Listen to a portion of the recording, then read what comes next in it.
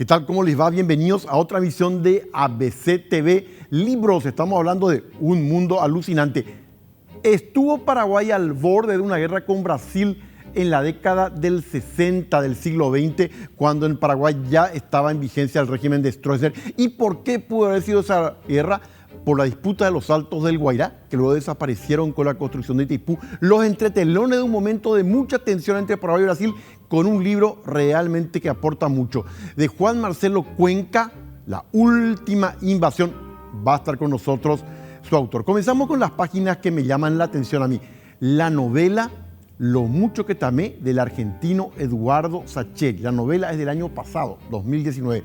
Eduardo Sacheri saltó a la fama con la novela La pregunta de sus ojos, después de que esta novela fuera adaptada al cine por Juan José Campanella, con Soledad Villamil y Ricardo Darín, con el nombre de El secreto de sus ojos, que ganó el Oscar a la mejor película extranjera en el año 2010. Ahora hablemos de su última novela, Lo mucho que te amé. Vamos hasta Buenos Aires, década del 50, época del peronismo, la caída de Perón, época de los radioteatros, de las grandes salas de cine, una familia de clase media en el barrio de Palermo. Concretamente tienen 4 hijos, el hombre y la mujer, que son en realidad 4 hijas. La penúltima es Ofelia. Ofelia tiene un novio con el cual piensa casarse, que se llama Juan Carlos. Y la menor de todas se llama Delfina, que tiene un novio llamado Manuel. Pero hay vueltas del corazón que no podemos impedirlas. Ofelia sabe que está mal, pero comienza a cruzar miradas con el novio de la hermana menor, con Manuel, sin dejarle a Juan Carlos.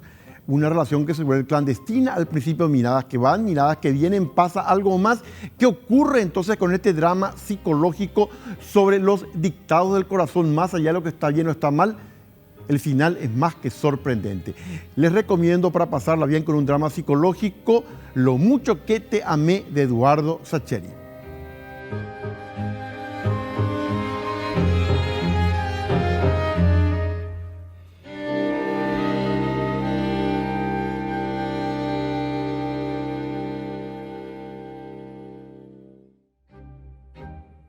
Y entre los libros que han pasado a la pantalla, vamos a hablar primero del libro. El libro se llamó El profesor Unrat, de Heinrich Mann, alemán, del año 1905. Adaptada al cine como El ángel azul, dirigida por Joseph von Sternberg, este fue uno de los grandes directores de cine alemán.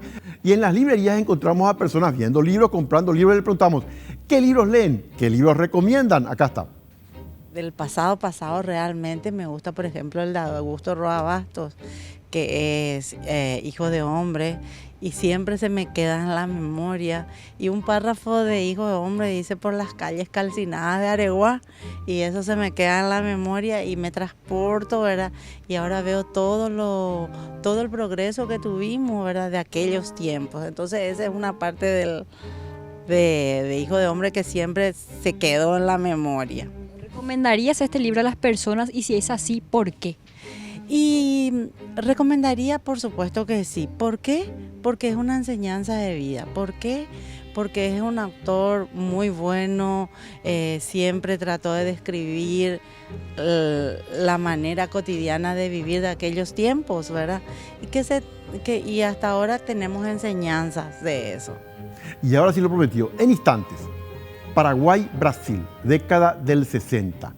En un momento dado en que la disputa fue por los Altos del Guairá, cuestión de límites. Esto puso al borde entre 1965 y 1966 a una guerra entre Paraguay y Brasil. ¿Y qué tiene que ver la resolución de ese conflicto con lo que después fue Itaipú? Esto y mucho más con Juan Marcelo Cuenca, autor de un libro muy ilustrativo sobre esa crisis diplomática, política entre Brasil y Paraguay de la década del 60. El libro se llama La última invasión, es de Arandurá Editorial. Ya volvemos con el autor.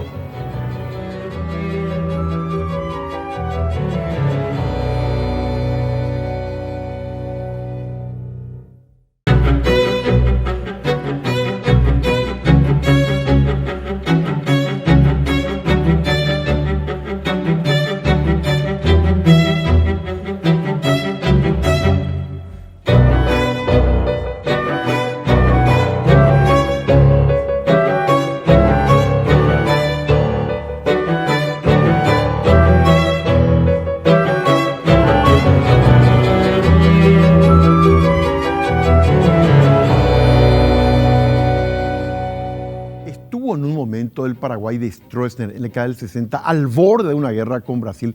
Juan Marcelo Cuenca está con nosotros, escritor, es el autor de lo que yo le decía, la última invasión, el conflicto por los Altos del Guairá. Juan Marcelo, muchas gracias por estar con nosotros. Gracias a vos, Carlos, por la invitación. Y realmente, como decís, un tema apasionante, poco tocado, pero que debemos profundizar aún más hoy con lo que se viene. Para comenzar, comencemos con la década del 60. ¿Por qué? Y estuvo, en primer lugar, la pregunta, ¿estuvimos al borde de una guerra con Brasil y cómo fue eso?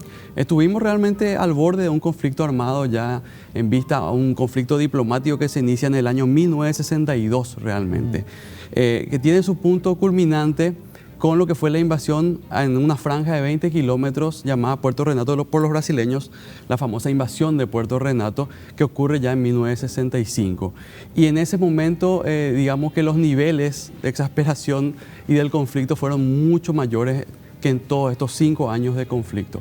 ¿Cuáles son? Porque vos tocáis los orígenes ya en el siglo XIX, después de la guerra contra la Triple Alianza, de esa cuestión de los saltos de Sete Quedas para los brasileños, salto de Guairá para nosotros.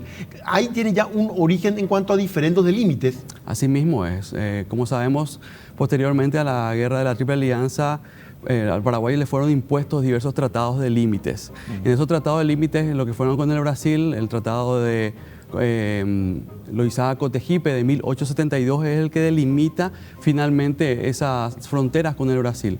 Ahora bien, la caracterización de esa frontera nunca fue culminada. Ya llegando a 1961 donde paran completamente.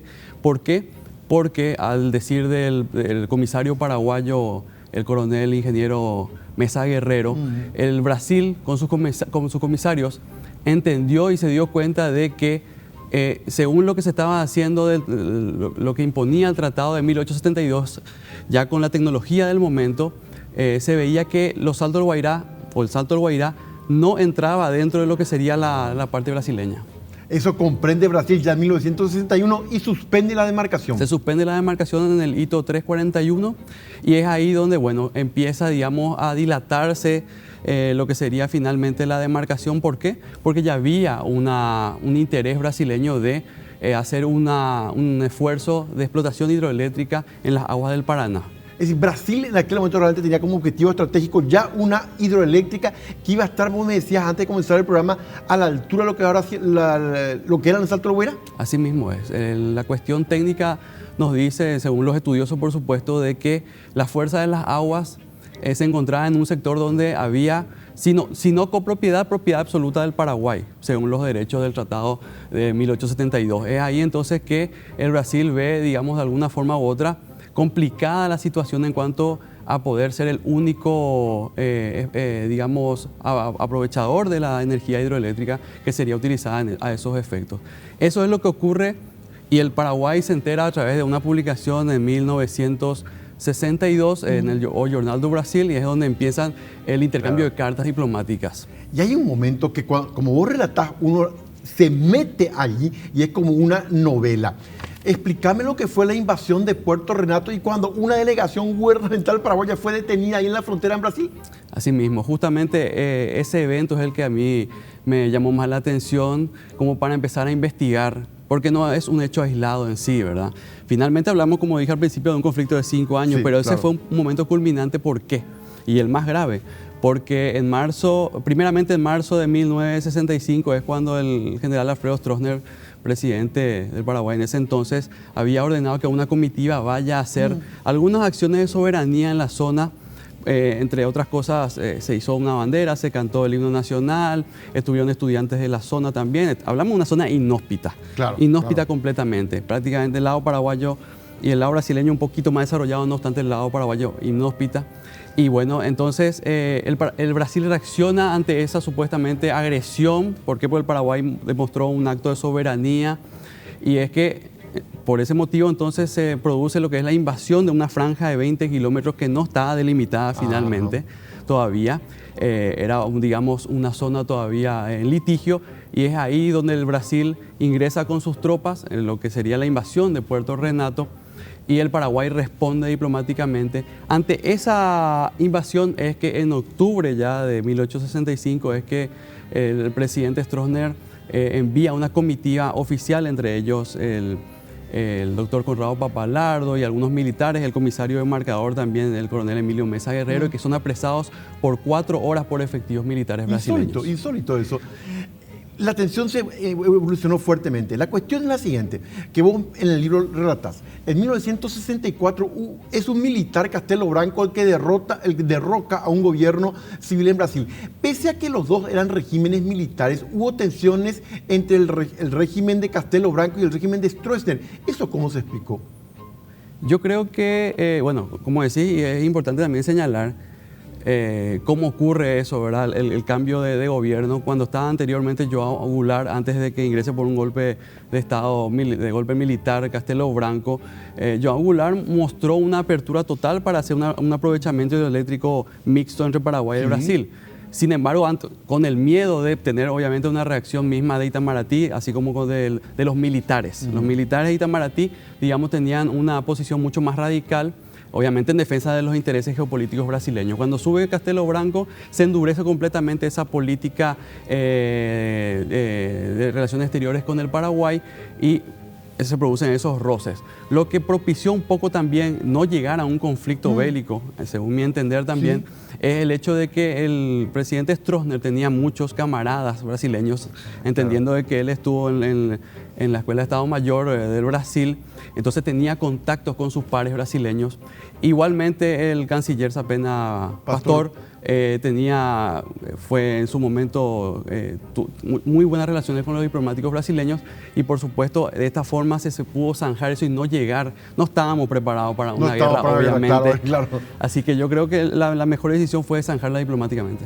Te pregunto porque está en un capítulo. En un momento relatás una mañana lluviosa de uno de esos años, ha sido 65, y llega aquí nada menos que el secretario de Estado estadounidense. Estados Unidos, porque finalmente los gobiernos de Brasil y Paraguay eran aliados de Estados Unidos en la Guerra Fría. ¿Tuvo o no tuvo alguna influencia Estados Unidos en la resolución del conflicto? Yo creo que darle un mérito total a la intervención norteamericana en este conflicto sería también un poco desmerecer el gran trabajo del cuerpo diplomático paraguayo, que lo hizo a nivel no solamente bilateral con el Brasil, sino también a nivel internacional, haciendo, digamos, lobby y propaganda de la causa nacional en ese entonces, como también lo describo en el libro, las veces que los diplomáticos paraguayos Le Cupo contó un poco el conflicto, difundió, y bueno, eso también, digamos, a Brasil lo dejó en una posición muy incómoda. Y yo creo que de alguna forma u otra, esa entrevista con el presidente Stroessner y con las autoridades, a pesar de haberse quedado, digamos, unas pocas horas. Muy pocas horas se quedó por lo que vos relatas. También es un guiño un poco a la posición paraguaya.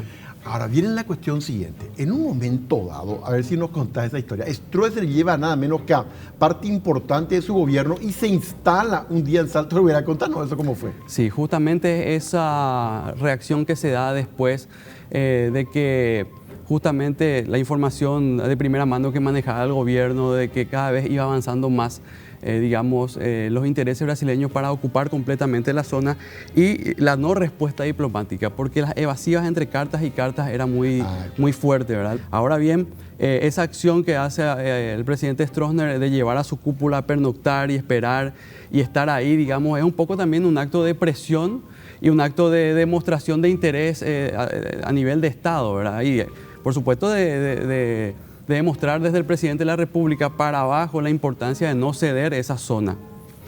Decime, me decías antes de comenzar la entrevista al aire y que yo leí en el libro, este conflicto por los Saltos del Guairá, ¿se puede considerar en su resolución que aquí está el origen de Itaipú? Totalmente. ¿Puede explicarnos eso? El origen del conflicto. El origen del conflicto por los Saltos del Guairá obviamente es el diferendo y el problema limítrofe.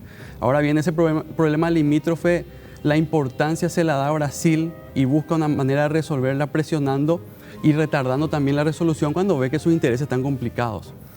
Entonces, finalmente, Itaipú Binacional se erige como una solución ante un problema diplomático, una solución que termina, digamos, beneficiando a ambos países en lo que sería posteriormente la explotación hidroeléctrica conjunta, de manera mixta, como socios comerciales de una de las mayores hidroeléctricas del mundo. Y ahí llegamos al final de la historia. ¿Qué pasó aquel marzo?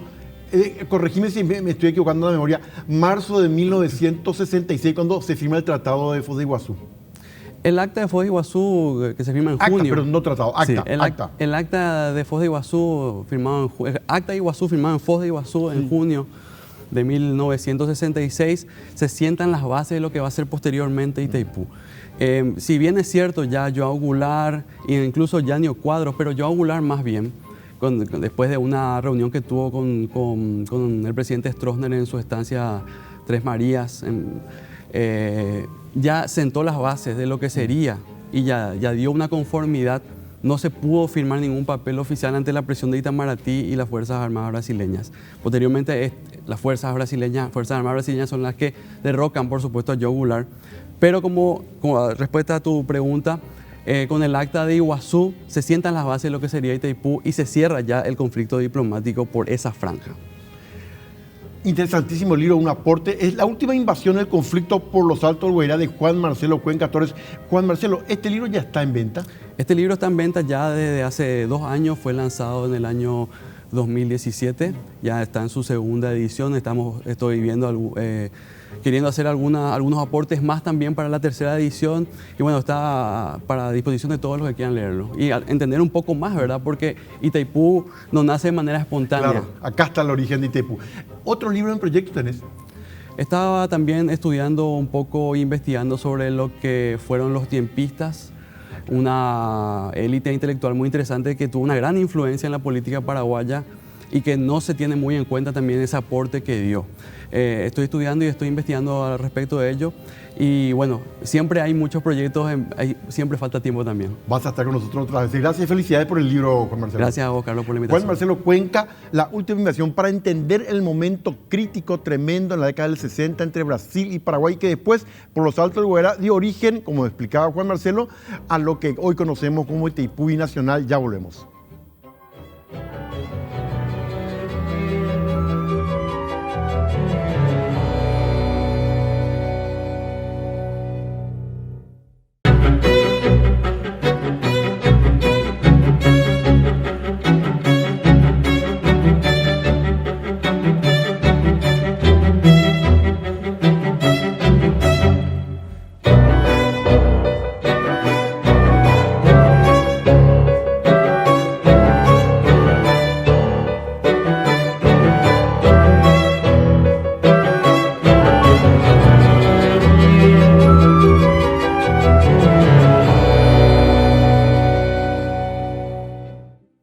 Seguimos recorriendo librería y preguntando a la gente qué compran, qué leen y qué recomiendan leer. Vean esto.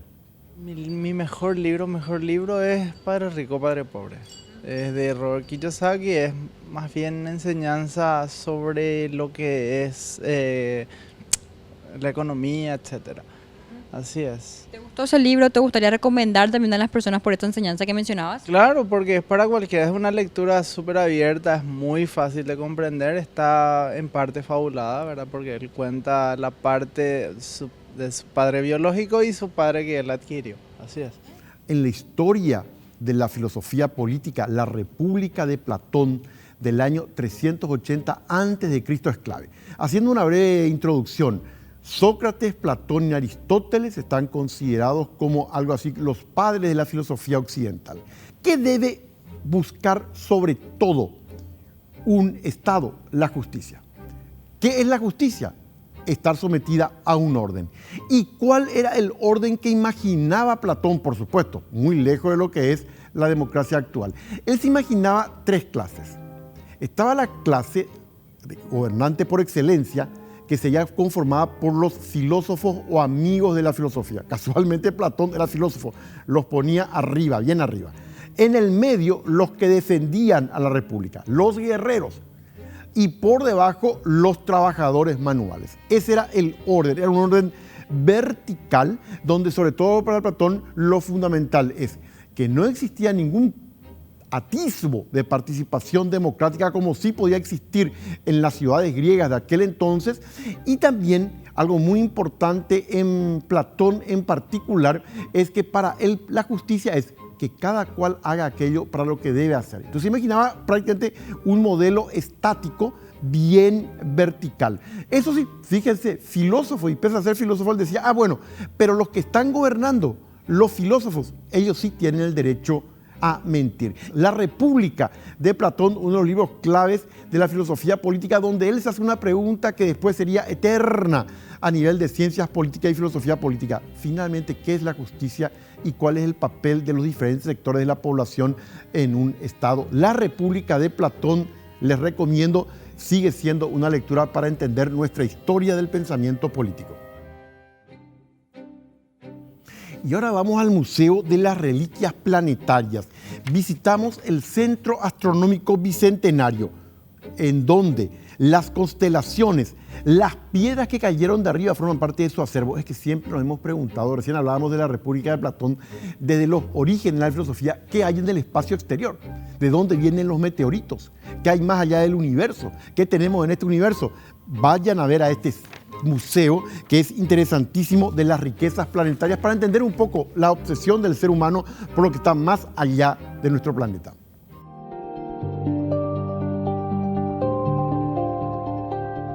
Todos en algún momento nos preguntamos cómo es un planeta, un meteorito o una estrella. El Centro Astronómico Bicentenario, ubicado en el barrio Sajonia, es el perfecto lugar para aclarar tus dudas y prepararte para viajar al espacio. Y acá vienen de colegios, estudiantes de distintos colegios de Asunción, también vienen del interior, y en esta sala conversamos, casi todos tienen una pregunta que hacer, todos tenemos algo que preguntar sobre el espacio. Entonces conversamos con ellos y una vez terminado comenzamos a proyectar documentales, muy buenos documentales americanos, sobre cómo llegan a Marte las naves, los robots que van a estudiar la superficie de Marte. Si alguna vez quisiste observar un meteorito con tus propios ojos, en el Centro Astronómico tienen exhibidos varios de estos objetos espaciales. Tenemos rocas de todo el mundo, desde las rocas de las pirámides de Egipto, también de la zona de los mayas. Tenemos también documentos, fotos de astronautas con autógrafos. O sea, hay una gran cantidad que vamos mostrando a los chicos.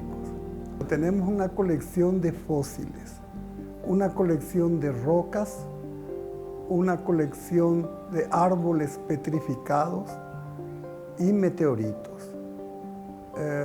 Lo que más impacta a los chicos son los meteoritos y los huesos de dinosaurio. Esas son las cosas que a ellos les impacta, les gusta, hacen preguntas, quieren entender cómo funcionan. Las fotografías cuentan por sí solas la cultura astronómica. Libros temáticos de todos los tamaños forman parte del extraordinario acervo del Centro Astronómico. Los visitantes pueden hojear y leer a gusto los materiales disponibles en la biblioteca. Les explicamos la historia de las estrellas y si hace falta les ponemos algún que otro planeta, pero más insistimos con la historia de cada constelación. Entonces les vamos contando de dónde el origen del nombre, por qué se llama Orión, por qué se llama Escorpión, y les contamos el porqué de todo eso. La gente se preocupa en todas las cosas de astronomía y no es así. No hay que preocuparse, porque estas cosas ocurren desde que el mundo es mundo, ya hace muchos años, y estamos acá, así que no es para preocuparse. Bueno, tenemos un teléfono que les voy a facilitar, es el 0982-334-893. Ese teléfono llaman y piden para marcar un día, una hora, y les esperamos para ese día, esa hora, y vienen y ahí, ya como dije al inicio, ya todos vienen con sus preguntas, quieren ver esto, que quieren ver las rocas, quieren ver los meteoritos, y todo eso les facilitamos. Cada cultura tiene su propia interpretación de las constelaciones. Para aprender más sobre ellas y de los fenómenos cósmicos, pueden reservar su visita al lugar que lleva a otro planeta con un costo de 30.000 guaraníes y el recorrido dura aproximadamente hora y media de contacto directo con las estrellas. Y entre los libros disponibles en la semana, Fábulas Universales disponibles donde en Servilibro Plaza Uruguaya. Un libro para compartir en familia con contenidos como la historia del perro, el gallo y la zorra, el náufrago, los hijos del agricultor y mucho más. Fábulas Universales para no perderse está en Servilibro Plaza Uruguaya.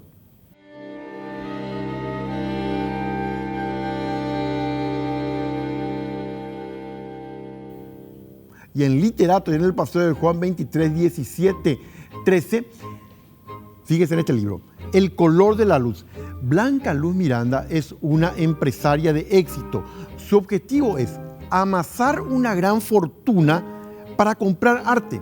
La adquisición en una subasta de Nueva York de uno de los cuadros más inquietantes del pintor Martín Pendragón cumplirá el sueño de esta anciana de ojos enigmáticos, misteriosos. En esa misma sala, una periodista observa la escena con interés. ¿Y de qué está convencida la periodista? De que tras ese pago millonario que hace esta mujer, hay un secreto. Y esa periodista hará todo lo posible por descubrirlo.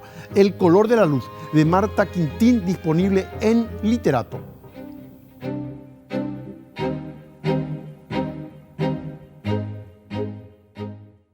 La importancia de la historia. Finalmente, Itaipú es resultado de un conflicto que no se podía resolver aparentemente entre Paraguay y Brasil por los saltos del Guairá. El libro de Juan Marcelo Cuenca nos lleva a conocer esa parte importante de nuestra historia y también con los antecedentes de dónde estuvo el origen de los límites y su discusión entre Paraguay y Brasil por los saltos del Guairá. Por supuesto, nos reencontramos en la próxima emisión de Un Mundo Alucinante.